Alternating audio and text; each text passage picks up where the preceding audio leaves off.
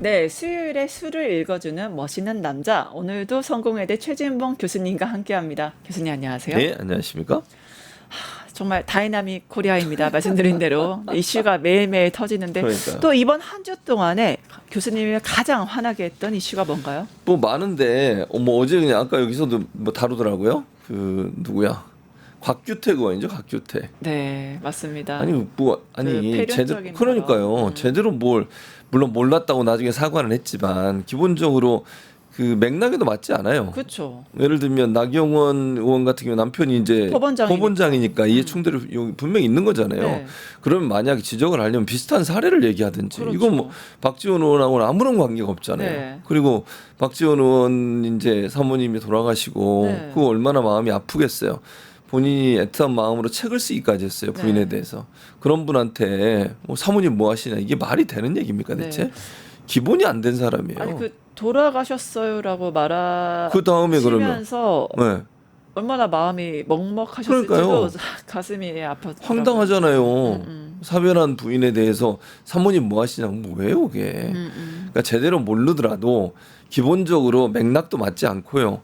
그리고 나서 그 다음에 그러면 돌아가셨다 그러면 아니 죄송합니다 당장 그랬어야죠. 그게 인간적인 도의죠. 네, 네. 근데 나중에 정의하고 나서야 가서 이제 사과를 했어요. 네. 그것도 저는 바람직하지 않고 네. 이게 무작정 공격만 하고 상대방을 어떻게든지 깎아내리려고만 하는 시도하는 이 국민의힘의 태도가 네. 납득이 안 된다는 거죠. 네. 인간이 먼저 돼야 되잖아요. 국회의원 되기 전에. 그렇죠. 그런 부분이 좀 화가 많이 났습니다. 그래서 국회의원 공천을 주기 전에 우선 인간 검증 시스템이 먼저 필요한 게 아닌가. 이쯤 되면은 사람이냐 아니냐, 최소한의 도의는 갖췄냐, 그런 최소한의 기준이 정말 필요한 시점이 아닌가 싶습니다.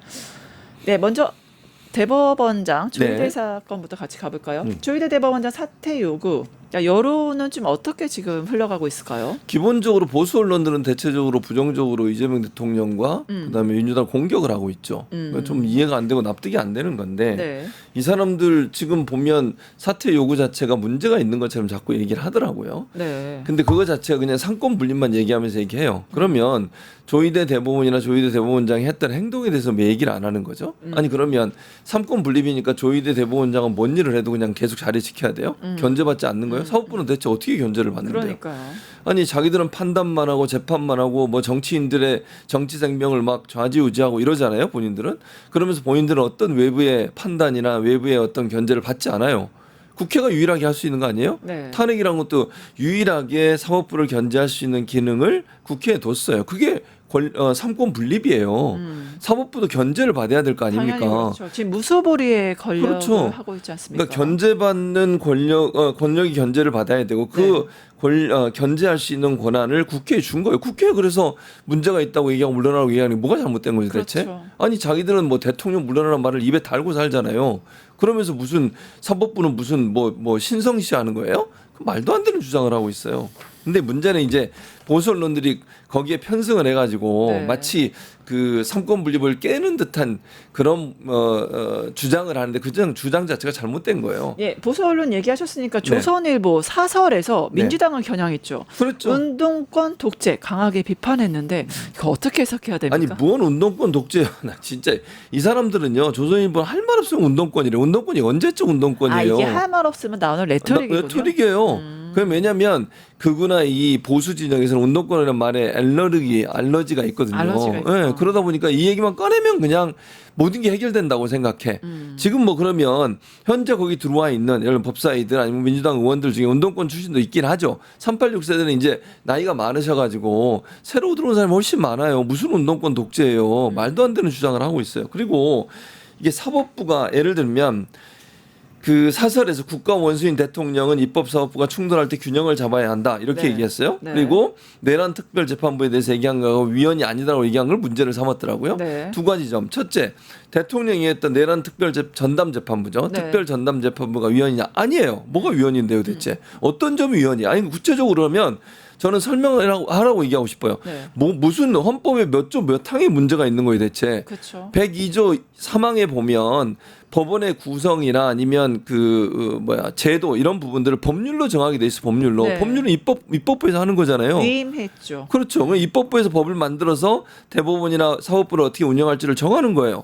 그러면 내란 전담 재판부를 만드는 걸 법률로 만들면 따라야 되는 거예요. 그렇죠. 그게 원래 삼권 분립이에요. 아까도 말씀드렸지만 사법부가 견제를 받기 위해서 입법부에 그런 권한을 준 거고요. 사법부는 자기들 나름대로 뭐 입법부의 구성원 중에 권성동처럼 문제가 있는 사람을 구속도 하고 이러는 거잖아요. 그게 견제 아닙니까? 네. 근데 왜 이게 문제가 된다고 얘기하는지 모르겠고요. 위헌이라고 얘기하면서 뭐 위헌이 어떤 조항이 위배되는지 말도 못해요. 보수 진영에서 보면 뭐 저는 조항을 들어본 적이 없어요. 더 재밌었던 게 이 조선일보 사설 피원이 대법원장을 뭔 겁박을 했죠. 표현합니다. 나 진짜 어처구니가 없네. 그러면 누구야? 장동혁은 뭐라 그랬죠? 자기가 대표되고 나서 인터뷰였나 거기서 뭐 이재명 대통령 퇴출 운동 하겠다고 그랬잖아요. 네. 그건 겁박이죠 그러면. 그건 그게 겁박이네요. 겁박이죠. 그건 왜 겁박이라고 안 그래요? 그럼 그것도 겁박이라고 써야죠. 선택적 정의다. 그렇게 생각하겠죠. 조선일보 입장에서는. 그러니까 이런 얘기들이 말이 안 되는 것이고 입법 사법부가 충돌한다. 만약에 그런 경우면 각각의 권한을 가지고 서로를 견제하는 거예요. 충돌할 수 있죠. 네. 사법부의 입장과 입법부 입장이 다를 수 있어요. 다만 사법부는 법을 만드는 기관은 아니에요. 네. 입법부가 법을 만드는 거고 사법부는 그 법을 집행하는 곳이잖아요. 네. 그 역할만 하면 되는 거예요. 왜 그 역할을 넘어서서 뭔가 월권을 하는 듯한 태도를 보이고 또 그 부분을 제대로 하지 않아서 법의 취지에 맞지 않게 행동했을 때 법을 자기 나름대로 해석했을 때 이럴 때는 사법부에 대한 견제가 입법부로 들어가야죠. 예를 네. 들면 뭐 나중에 또 얘기 나누겠지만 지기현 판사 같은 경우도 마찬가지잖아요. 네. 날로 하등을 시간으로 바꿔가지고 풀어줬어요 윤석열을. 이게 그 법을 제대로 적용한 거예요 그러면? 이런 문제가 있을 때 지적해야죠. 지적 안 해요? 사법부는 마음대로 해도 돼? 판사가 자기 마음대로 재판을 해요?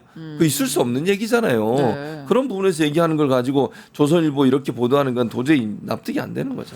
네, 또 보수 언론의 공통된 특징인데 네. 상권 분립을 훼손한다고 하면서 이게 선출 권력의 오만이다, 상권 분립 무시하나 이렇게 얘기합니다. 그러면서 조이대 트라우마 있는 거 아니냐? 뭔 조이대 트라우마가 있어요? 아니 저는 이렇게 생각해요. 조이대 트라우마라고 하는 게 표현 트라우마라고 하면 네. 그게 좀 부정적이기보다는 약간 트라우마를 가진 사람을 비판하는 듯한 태도이기 때문에 제가 지적을 하는 거예요. 네. 조이대 대법원장에 대해서 문제점이 있다고 생각을 하고 있는 거죠. 네. 왜냐하면 이재명 대통령이 당시에 대표일 때 네. 1심, 2심이 결과가 다르게 나왔어요. 다 알고 계시잖아요. 1심은 유죄, 2심은 무죄가 나왔어요. 그러면 우리 진행 앵커도 변호사시니까 네. 일반적으로 보니까요. 3심에서 평균적으로 190 매질인가 걸렸대요. 네. 32치 결과가 나오는데. 네. 근데 조이대 대법원장이 그때 전원 합의체에 보내고 나서 34일인가 30 며칠이에요. 정확히 34일인지 6일인지가 헷갈리는데 어쨌든 30여일 만에 파기환송을 했어요. 네, 네. 그러니까 지금까지 전원 합의체에 넘어가서 대법원에서 계류됐던 또 심리를 했던 재판이 평균적으로는 190인가 그래요. 네. 근데 이걸 34일 만에 결론을 내릴 문제입니까? 그리고 유력한 대권 후보였고 당선 가능성이 가장 높은 맞아요. 대권 후보였어요. 그 사람에 대한 재판을 이렇게 국민들의 판단을 받아보기 전에 그렇게 해도 되는 거예요? 그리고 그때 논란이 된 게 뭐였습니까? 기본적으로 기록을 제대로 보지 않았다는 논란이 네. 있었어요. 자기들도 인정했어요. 네, 맞아요. 안 봐도 된다면서요. 이미 결론은 정해져 있으니까요. 그럼 뭐 하는 짓입니까? 아니 판사가 그것도 1, 2심이 다른 내용이요. 뭐 1, 2심이 같은 내용이면 또 100번 양보해서 둘 다 유죄가 나오거나 둘 다 무죄가 나왔으면 모르겠어요. 네. 1, 2심이 다른 판단이 나왔다면 더 꼼꼼하게 봐야 되는 거 아니에요? 네. 근데 그걸 그리고 노구 기록 내라니까 로우 기록도 안 내잖아요. 네, 맞습니다. 이런 식으로 행동하는 조이대가 그러면 공정하냐고요. 거기에 대해서 문제를 제기하는 게 무슨 트라우마예요. 정당한 문제 제기지. 맞아요. 이런 식으로 얘기하면 안 돼요. 그 법원이 결국에는 재판의 독립성을 얘기하는데 네. 재판의 독립 자체를 확대 해석해서 국민을 기만하고 있는 게 아닌가 싶습니다. 근데 말씀하신 대로 이재명 대통령 후보는 9일 만에 이렇게 속전속결하더니 네. 윤석열은 9일에 한 번씩 재판을 열고 있거든요. 그러니까요. 지금 그러니까 현재. 이러한 선택적 정의 이제 편향이 보여주는 재판 하에서 국민들은 당연히 내란 재판부 얘기가 나오고 주의대 사퇴론이 나오게 되는 배경을 스스로 자초한 게 아니냐. 그렇죠. 그렇게 맞는 될 얘기죠. 수밖에 없어서 아무래도 한겨레는 그거를 지적한 것 같아요. 지적할 수밖에 네, 없죠. 저는 사법 불신의 원인은 사법부가 먼저 성찰해야 된다. 네. 그게 정확한 지적이죠. 네. 그러니까 사법부가 이런 불씨를 만들어냈기 때문에 비판이 나오는 거예요. 예를 들면 민주당이 조의대 물러나라 사퇴하라고 주장하는 게 그냥 맥락 없이 나온 게 아니잖아요. 네. 예를 들면 곽규택 의원처럼 맥락 없이 갑자기 박지원 의원한테 말도 안 되는 주장을 하는 것과 다른 맥락이에요. 모든 국민들이 볼 때 이상하다고 생각하잖아요. 아까 우리가 설명한 것처럼 네. 윤석열 풀어주기 위해서 나를 시간으로 계산해서 풀어주고 또 이재명 당시 대선 후보에 대해서 파기환송을 그렇게 빠른 시간에 해버리고 이런 결과가 나오는 걸 보면 사법부가 정치에 개입하려고 하는 게 아닌가 하는 의심이 드는 거고 네. 더더욱 아까 이제 오늘 아침에 그 브리핑하면서 그런 얘기 하셨잖아요. 네. 부승찬 의원이 어제 대정부 질문하면서 그 얘기 했잖아요. 그게 사실이라면 이건 물러나고도 남을 게 아니라 처벌받아야 돼요. 그게 그렇죠. 사실이라면. 네. 조희대 대법원장이 만약에 한덕수 전 총리를 만났었고 거기서 이재명을 처리하겠다는 말을 만약 했다면 네. 그건 아직 확인되지 않아서 제가 단정적으로 얘기할 수는 없지만 부승찬 의원이 이렇게 의혹을 제기한 겁니다. 네. 제기한 거잖아요. 네. 그런 의혹이 있기 때문에 물러나라고 하는 거예요. 지금 민주당 입장에서는 물론 그건 수사를 해봐야 알기 때문에 알 수는 없어요. 지금은. 네. 그러나 그런 내용이 나올 정도고 그런 제보가 들어올 정도면 이게 대법원장으로서의 어떤 권위가 쓰겠습니까? 그 사람이 재판하는 재판에 대해서 만약 그 조희대의 대법원장이 재판하는 판사로 또는 재판관으로 재판하는 재판을 받는 사람 입장에서 공정하다고 생각을 하겠냐고요. 정치적으로 편향된 사람, 특정한 정치 성향을 갖고 있는 사람을 인식하게 되면 그 사람은 물러나는 게 맞죠. 네, 맞습니다. 아니 대법관이나 돼가지고 그것도 대법원장이에요. 대법원장이란 사람이 이런 도덕성이나 아니면 여러 가지 의혹에 쌓여 있다고 하면 그 자리를 지키는 것 자체가 문제인 거예요. 네. 어떻게 사법부를 신뢰할 수 있겠어요? 네, 맞아요. 본인이 물러나야죠. 그뿐만이 아닙니다. 그러니까 이게 부승찬 의원의 폭로도 당연히 너무나 중요하지만 그거를 제외하더라도 차치하더라도 그 내란에 대해서도 침묵했죠. 네. 그 서부지방법원 폭동에 그렇죠. 대해서도 침묵했죠. 네. 근데 이재명 재판만 초고속으로 했죠. 그리고 내란 공범이 아니라면 이런 침묵과 초고속 재판 가능했을까? 그러니까 그런 의문이 드는 거죠. 예, 이것 자체만으로도 사실 충분히 사퇴하고 책임지고 개혁을 해야 될 이유가 정당성이 부여되는 거거든요. 그렇죠. 그래서 그런 대상이 될 수밖에 없는 거죠. 네. 그래서 또 조선일보 여기서 그치지 않고 네. 최근에 교회 압수수색을 이야기했습니다. 이건 도대체 무슨 의도로 봐야 될까요? 그러니까 제가 볼 때는요. 보통 이제 뭐 보수 진영에 있는 사람들이 교회나 교회를 다니는 사람들이 많은 게 일반적이잖아요. 그건 네. 뭐라고 제가 통계가 없으니까 뭐라고 말씀 못 드리겠지만 기본적으로 그런 성향이 강해요. 네. 보수적 성향이. 그러다 보니까 교회 압수수색이라는 종교 탄압이라는 프레임을 만들고 싶은 거예요. 근데 그래서 특검에서 허위사실이라고 반박을 했는데 교회를 압수수색한 게 아니고 네. 지금 그 최상병 특검팀 거기 해직 순직 해병 네, 순직 네. 해병 특검팀에서 조사하는 내용 중에 지금 누구 임성근 구명 로비 관련해서 목사들이 개입된 게 지금 나오고 있잖아요. 네, 네. 예컨대 뭐 김장한 목사 같은 사람. 네, 네. 이런 사람들에 대한 조사가 필요해서 그 개인에 대한 압수수색을 한 거예요. 근데 예를 들면 그 사람이 근무했던 근무지가 교회에 있으면 교회 안에 그 사람 사무실을 했겠죠. 네네. 압수수색을 또는 그 사람 개인에 대한 압수수색을 했을 거고 네. 자택을 했을 거고 이런 부분들이 마치 교회를 압수수색한 것처럼 이렇게 변질을 시키는 거예요. 그건 정확한 표현이 아닌 거잖아요. 네. 예를 들면 어떤 개인에 대해서 마찬가지예요. 공직자 누군가가 뭐 누구를 예를 들어볼까요? 검찰 예를 들어봅시다.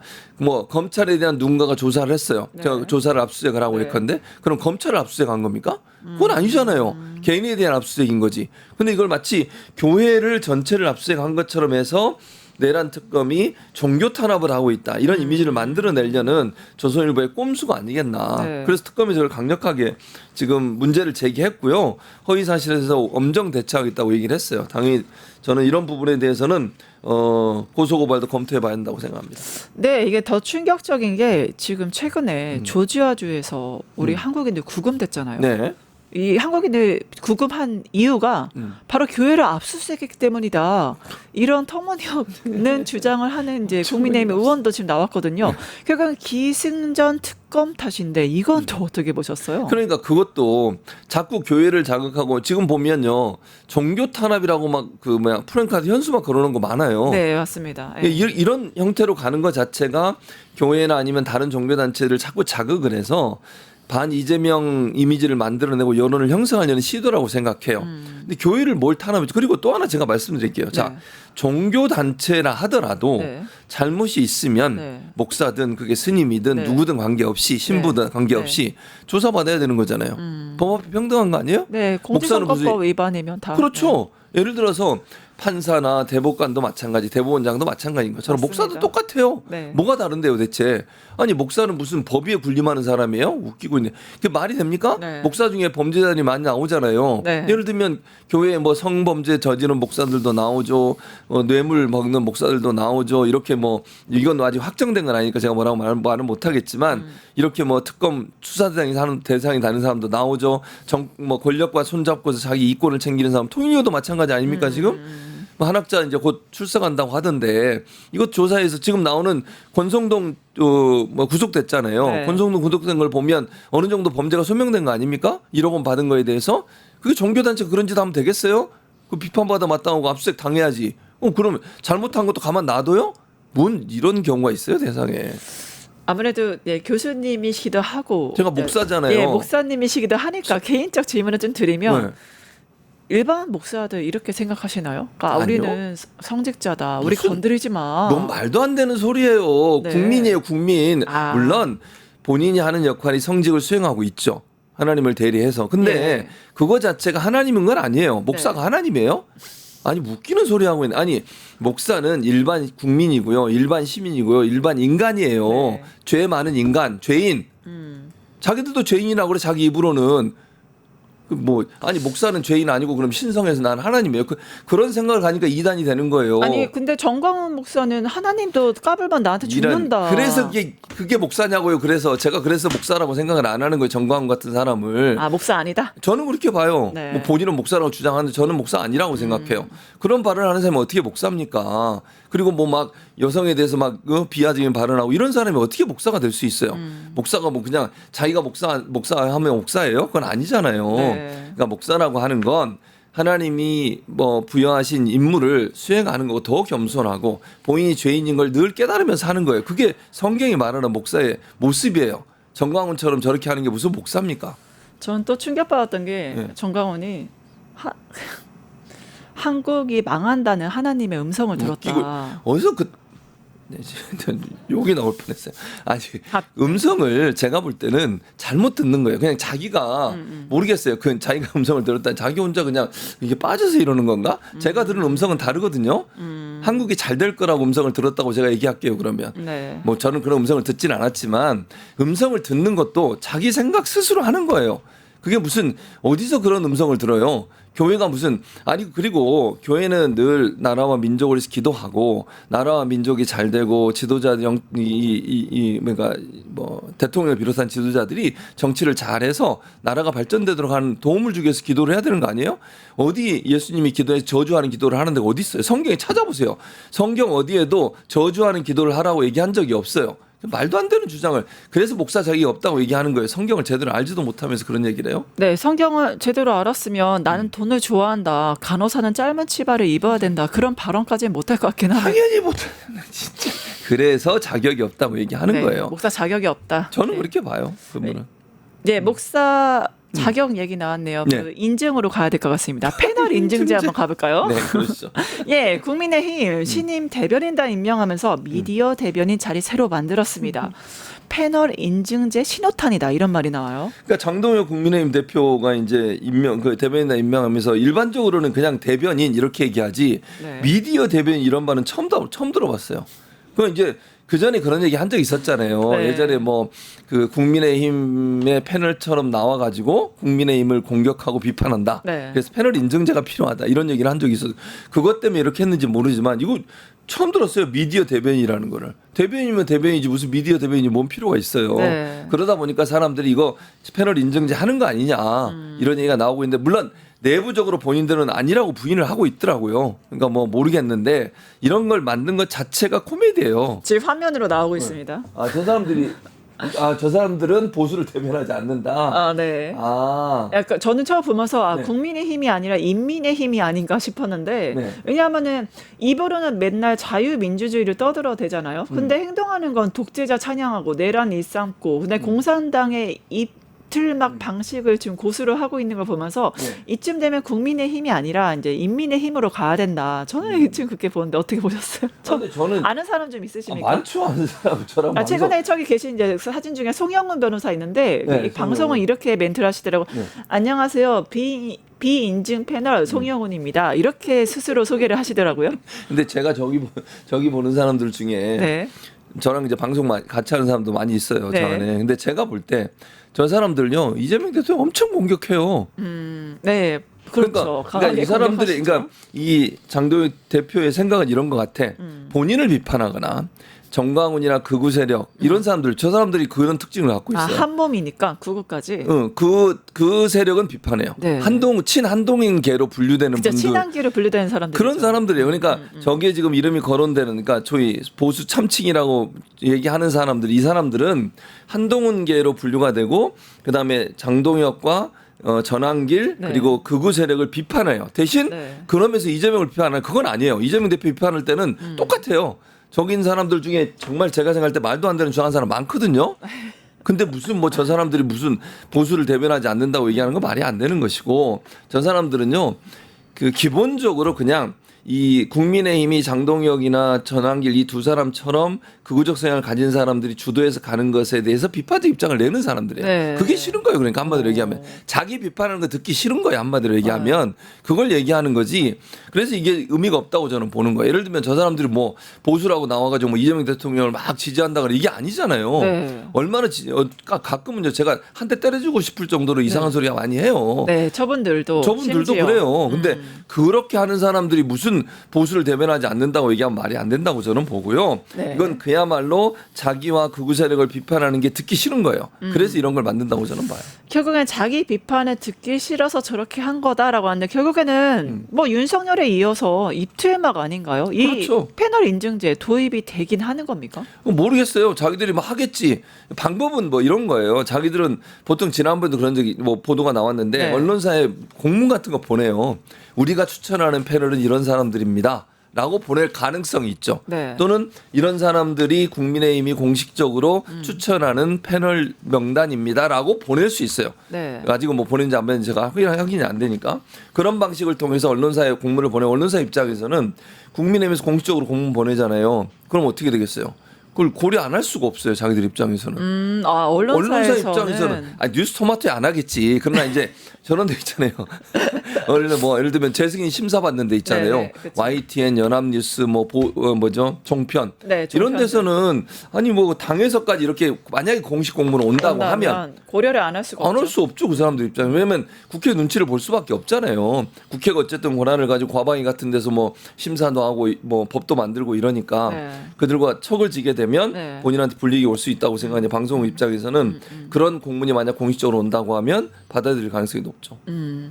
이런 가운데 유튜버 전환길 씨가 유튜브 채널 수익 창출이 모두 중단됐다라고 네. 하면서 지금 난리를 치고 있어요. 관련해 영상부터 보시죠. 대통령님 그리고 구글 본사 보고 있습니까? 대한민국 구글 코리아가 지금 좌파들이 장악했는지 보수 유튜버들을 탄압하고 있습니다. 바로 잡아주십시오. 아니 60억 연봉을 받는 일타 강사 아니었습니까? 그랬었지. 지금 유튜브 수익 창출 망쳤다고 트럼프 외치고 구글 비판하고 좌파됐다. 이게 저는 네. 상식적으로 이해가 안 가거든요. 상식적으로 이해가 안 가요. 네. 그러니까 본인이 아마 이제 유튜브 본인 운영하고 있잖아요. 네. 전환길 TV인가 뭔가. 그렇죠. 그게 이제 수익 창출이 금지됐나 봐요. 근데 그거는 자기가 잘못해서 그랬겠지. 그렇죠. 구글이 무슨 정치 집단도 아니고 구글이 무슨 뭐 정치적 편향성이 있는 것도 아니고 그거 생각도 안 해요. 진보 진영에 있는 유튜버들도 가끔 저렇게 당하는 경우가 있어요. 예를 들면 뭐 특정 단어를 사용하면 그런 경우가 있어요. 제가 여기서 발언하면 안 되니까. 네. 뭐 그리고 특정 뭐 이 단어 네. 땡약 뭐 이런 거 예를 들면 이런 거 얘기하면 안 돼요. 네. 그런 게 자꾸 걸리면 이제 그리고 뭐 막 욕설을 한다거나 성적인 표현을 한다 이런 게 심해지면 본인들 스스로 자초했다 이거군요. 그렇죠. 제가 볼 땐 그래요. 모르죠. 뭐 안 보니까 전환기 팀이 뭘 하는지 모르겠는데 네. 그런 뭔가 있었을 거예요. 또는 신고가 들어가는 경우도 있어요. 예를 들면 뭐 가짜 뉴스라든지 아니면 뭐 어느 사람을 막 인신 공격하는지 이런 그렇죠. 부분 때문에 문제가 됐을 가짜 때 뉴스. 이런 뉴스에 대해 신고를 계속 하거든요. 그러면 구글에서 그걸 검토해보고 문제가 있다고 생각하면 수익 창출을 못하게 만들거든요. 그래서 걸린 것 같아요. 뭐 저는 어떤 내용인지 모르지만 그렇죠. 근데 이걸 왜 구글을 압박하는 거예요 지금? 아니 옛날에 유일임이 구글 본사 가서 책상 한번 두드렸다는 얘기가 있었잖아요. 기억나세요 한번? 네, 네. 방송위원장이 네, 가서 네, 뭐 네. 이랬다는데 뭐 이거 지금 똑같은 거잖아요.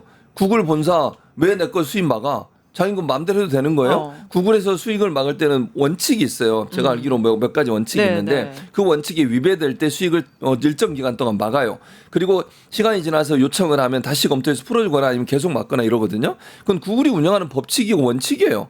아니 이 민간 기업이 본인들의 사업을 위해서 하는 원칙에 대해서 자기가 이래라 저래라 압박을 가하고 이게 더 나쁜 거죠. 네. 자기가 조심하면 되잖아. 말을 조심하고 제가 볼 때 무슨 뭐 모르겠어요. 뭐 이유를 제가 모르니까 뭐라고 말은 못 하겠는데 일반적으로 성적인 표현이나 폭력적인 표현이나 가짜 뉴스나 이런 것들이 많아지면 이게 수입이 창출이 좀 멈춰져요. 네. 그걸 당해놓고 왜 그걸 가지고 지금 소리를 지르고 난리예요. 그러니까 결국에는 돈을 못 버니까 지금 화가 난 거지. 예, 발작하고 있는 거잖아요. 화가 난 거죠. 네. 저는 화가 난다고 표현해 보겠습니다. 그럼- 어쨌든 화가 아니, 그러니까 나고 저는 이해가 안 가는 게 네. 구글들 항상 하는 얘기가 있어요. 네. 뭐 문제 터지면 우리 미국 CIA랑 미국 정부한테 고발하겠다. 최고니까. 다 알리겠다. 그러면은 이거 구글 코리아가 좌파 장악됐다가 주장하고 싶으면 구글 코리아를 뭐 고발하든지. CIA랑 고발하면 미국 정부에다가 하소연하면 되잖아요. 왜 저렇게 발작을 합니까? 그러니까 해봐야 아무 의미 없어요. 그렇게 한다고 해서 그럼 CIA가 나서가지고 구글을 압수수색하고 뭐 하겠어요? 그러니까. 말도 안 되는 주장이. 네. 자기 주제 전환기를 한 사람에 대해서 아니 미국 정부가 전환기 씨 보면 그냥 한국 사람이에요. 원 오브 댐. 한국 사람 원 오브 댐이라고요. 근데 뭔 자기가 무슨 그게 있다고 의미를 갖고 구글에서 움직이거나 CIA에서 움직이겠어. 말도 안 되는 주장이에요. 그리고 우리나라 국민이 CIA에다 왜 고발하는데 한국 코리아 있잖아. 네. 한국 법원에 고소하세요 그러면 검찰이 고소하든지 되지도 않겠지만. 네. 그리고 또 놀라웠던 게 네. 이 선거, 그러니까 금방 전환기 발언 들으면서 놀랐던 게 우리나라 부정선거다. 그래서 선거 관리를 미 8군에게 맡겨야 된다. 이 말을 하거든요. 아니 어느 나라가 네. 선거 관리를 군대한테 맡기는 나라가 어디 있습니까? 예, 그게 더 위험한 거 아니에요? 네. 아니 무슨 군사 그것도 정권이에요? 우리나라 독재요? 군대도 아니고 미 8군이에요. 미국이 우리나라 선거 관리해야 된대요. 그러니까 저 사람은 네. 우리나라의 자주권도 인정을 안 하고 우리나라의 주권도 인정을 안 하고 우리가 미국의 속국입니까? 하는 말을 보세요. 그러니까 사고방식과 생각 자체가 우리나라를 미국의 속국으로 생각한다고밖에 이해를 못 하겠어요. 미국이 그렇게 우상화돼요? 미국이 왜 그런? 아니 제가 이제 미국에 13년이나 살았잖아. 잘 모르시. 미국 물을 3년, 13년이나 먹었어요 제가. 네, 대단하죠. 미국에서 제가 박사하고 교수까지 했잖아요. 남들은 저를 유튜버로 알고 계시는데 네. 시청자 여러분, 저는요 미국에서 박사학위 받고요 미국 대학 교수를 주립대 교수를 6년 반이나 했다고요 제가. 네. 무슨 유튜버라고 그런 분들이 가끔 있어요. 근데 저 오해하시- 신기한 게 미국에 13년이나 사셨잖아요. 네. 근데 저는 사실 교수님한테 어떤 사대주의라던가 그런 그런 그 거 없어요. 어떠한 그 강대국의 노예 근성을 일도 찾아볼 수 없어요. 근데 네. 아니 이 구구들은요. 아니 원래 극우나 극단주의자들의 특징은 민족주의자고 자국의 이익이에요. 원래는 그래야죠. 네, 그렇죠. 근데 응, 우리나라 극우는 도대체 왜 이렇게 사대주의자들 다 노예 근성이 이렇게 팽배합니까? 도대체 얘네들 왜 그래요? 그래서 이해가 안 돼요. 그래서 네. 저도. 미국 사람은 사람으로서 더. 아니 저는 네. 미국이라는 나라가 갖고 있는 여러 가지 문제, 물론 뭐 좋은 점도 있겠죠. 좋은 점이 없다고 제가 얘기할 수는 없지만 문제점도 많아요. 예를 네. 들면 인종차별이라고 우리가 얘기하잖아요. 대놓고 안 해요. 법으로 금지돼 있거든 인종차별을. 그러니까 제가 교수 될 때도 마찬가지예요. 무슨 예를 들면 그 인종이나 국가 출신이나 이런 것 때문에 네. 교수 되는 경쟁에서 배제되면 그건 법으로 처벌받게 돼 있어요. 네. 그래서 인터뷰 같은데 할 때도 뭐 예를 들면 어느 나라 사람이냐 이런 거 물어보면 안 돼요 원래는. 그렇군요. 그래서 공정하게 경쟁을 해야 되는 거잖아요. 네. 그러니까 미국 사람과 제가 만약 경쟁을 하면 교수 되기 위해서 그러면 저를 뽑을 때는 제 능력과 실력만 보고 하는 거잖아요. 네. 그래서 교수가 됐단 말이죠. 근데 그 안에 가면 알게 모르게 인종차별이 있어요. 예를 들면 뭐 이런 거죠. 그 뭐 외국에 있는 교수도 많거든요. 네. 한국 뭐 그러니까 교수라고 하면 그래도 그 사회에서는 어느 정도 인정을 받았다고 볼 수 있는 사회잖아요. 근데 그 안에도 그런 게 알게 모르게 있어요. 보이지 않게. 그게 미국 사회예요. 그러니까 미국 사회가 갖고 있는 여러 가지 문제, 트럼프 대통령이 드러나서 더 큰 문제가 발생하고 있는데 이렇게 자국 이기주의 또 자기들 중심 이런 문화가 팽배해 있기 때문에 외국 사람이나 아니면 타국의 출신의 사람들이 생활하기 상당히 어려운 부분이 있어요. 네. 가서 살아보시면 알 텐데 네. 그런 부분이 많은 나라예요. 그게 미국이란 나라예요. 그러니까 백인 우월주의도 그렇고 그다음에 미국 자국 우선주의 이런 부분이 너무 강해서 네. 다른 나라 사람들이 와서 생활하기 상당히 어려운 부분이 많은데 네. 그런 나라를 무상시하고 그런 나라가 모든 걸 해결해 줄 거라고 생각하는 건 진짜 큰 오산이에요. 우리는 혈맹이라고 생각하고 우리는 동맹이라고 생각해 잘해주잖아요. 미국에 대해서 미국 사람들이나 미국에 있는 뭐 정부가 우리를 그렇게 생각하겠어요? 그냥 우리는 뭐든지 뺏어가려고 하고 뭔가 좀 자기들 이익을 위해 트럼프 보세요. 관세 협상 통해서 우리한테 뭘 얻어가려고만 하지 우리한테 주려고 한 적 있습니까? 그렇죠. 우리를 한 번도 생각해 준 적이 없어요. 동맹이라고 전혀 생각 안 하는 것 같아요. 그러니까 그러니까 그런 부분들이 많은데도 이 사람은 뭘 몰라서 그러는 거야. 전환길이라는 사람이나 이런 사람들 미국 성적이 흔들고 그게 할 짓입니까 대체? 예, 미국 입장에서 곤란할 것 같은데 근데 찰리 커크가 사망했잖아요. 네네 그랬죠. 근데 여기에 대해서 찰리 커크는 잘 아시다시피 한국이 교회를 탄압했다 이렇게 비판했던 사람인데 이런 찰리 커크의 죽음에 대해서 미국 백악관에서 이거를 좌시하지 않겠다. 이거를 계기로 좌파 테러를 소탕하겠다. 그건 이게 잘못된 어떤 거예요. 시그널이에요? 그러니까 어떤 시그널이냐면 이걸 이용해서 소위 이제 진보 진영의 세력을 완전히 옥죄고 억압하는 수단으로 활용하겠다는 거죠. 물론 전제로 할 건 찰리 커크를 암살한 암살범은 당연히 처벌받아야 됩니다. 네. 이런 행동을 하면 안 돼요. 네. 그러니까 자기와 생각이 다르다고 해서 암살을 하거나 아니면 테러를 가하는 건 분명히 잘못됐죠.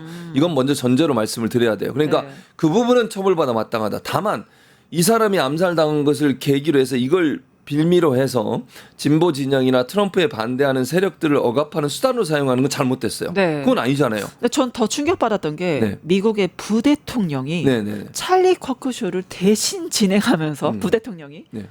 이것은 급진 좌파 탓이다.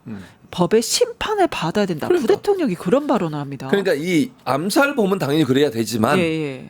트럼프에 반대하는 세력들이 법의 심판을 받아야 되는 건 아니잖아요. 네. 그 사람들을 척결의 대상으로 삼으면 안 된다는 얘기를 하는 거예요. 정상적으로 평화적 방법으로 트럼프가 하는 행동에 대해서 비판적 입장을 내거나 아니면 반대 입장을 내는 거는 지극히 자연스러운 거예요. 네.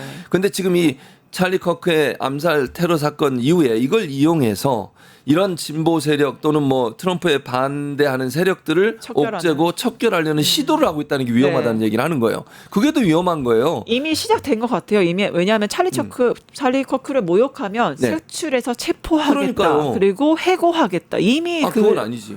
그러니까 이게 말이 안 된다는 얘기를 하는 거예요. 네. 찰리 커크가 그렇게 암살당한 건 안타까운 일이지만 그 사람의 행동이나 생각이 잘못됐다고 할 수 있다고 저는 생각해요. 예를 들면 암살당했으면 그 사람을 비판하면 안 돼요? 네. 그건 아니잖아요. 네. 그 사람이 했던 지금까지 생활이나 아니면 발언이나 내용이 잘못됐으면 비판할 수 있어야 되는 거죠. 근데 그런 부분들을 가지고서 전체 이 진보 진영이나 아니면 반 트럼프 세력들에 대해서 뭔가 억압하고 탄압하려는 시도를 하는 거 이게 정말 문제라는 거예요. 네. 그거 자체는 있어서는 안 되는 일이죠.